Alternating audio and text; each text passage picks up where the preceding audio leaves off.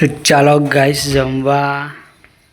તો આજે જમવામાં જો વઘારેલા ભાત છે, પછી આને આપણે શું કહેવાય, સોજીનું પેલું શું કહેવાય, સોજીની ખીચડી એવું રાખો. પછી કેરીનો છુંદો, પૌવા છે, દહીં છે, રોટલી છે.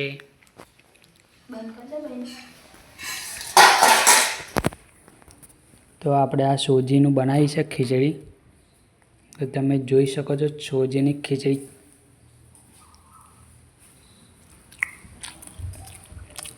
બટેકાનું શાક,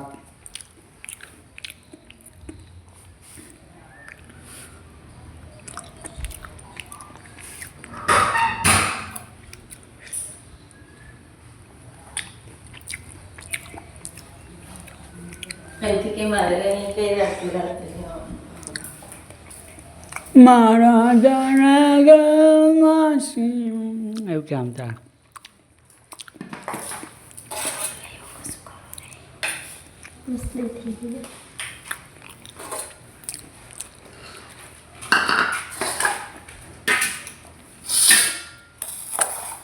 ખીચડી બનાવી મમ્મી આટલી ખીચડી મોકલા કોને કરી?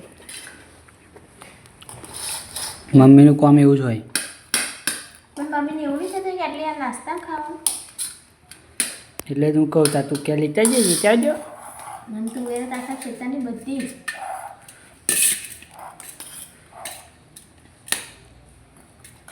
એનું પણ નેહાર જેવી લાગે ને સુગંધી ઘરમાં વગર એવી. સારી પણ મીઠું ઓછું છે.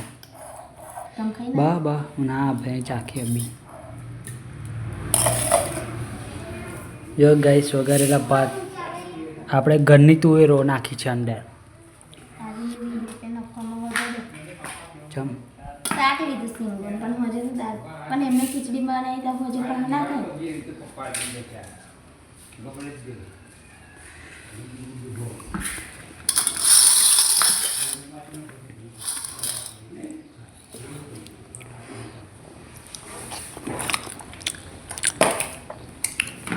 તપેલી વઘાર ને એટલે માયના એમને એટલી જોવે ના પાય ખેતરમાં બનાવી દે પણ નથી. આજે લાઈટ નથી ગાઈસ આપણે શું બનાવી દે એમને પછી લઈને હતા. ગઈ તુલી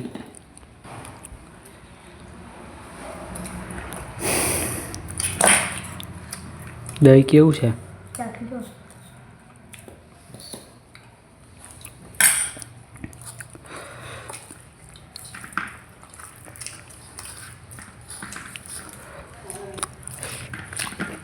ડોહીનાથી ભીંડા યાર વેચાતી ભીંડા લઈને ખાધું.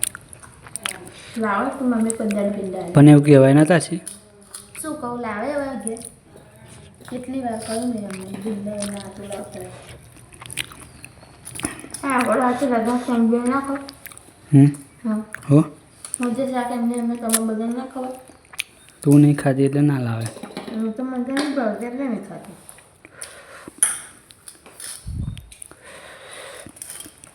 લાઈટ નહીં ખાવાનું અસર છે ત્યારે મજા નહીં આવે ખાવાની.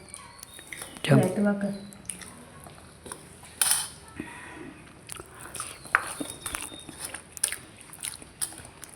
સોજીનો મોરૈયો.